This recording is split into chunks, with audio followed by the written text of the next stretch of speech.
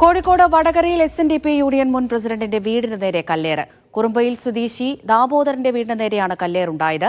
വീടിന്റെ മുൻഭാഗത്തെ ജനൽ ചില്ലുകൾ കല്ലേറിൽ തകർന്നു. മുഹമ്മദ് അസ്ലം വിവരങ്ങൾ നൽകാനായി ചേരുന്നുണ്ട്. അസ്ലം, ഈ സംഭവം എപ്പോഴാണ് ഉണ്ടായത്? ഈ കല്ലേറിന് പിന്നിൽ ആരാണ് എന്ന കാര്യത്തിൽ വ്യക്തതയുണ്ടോ?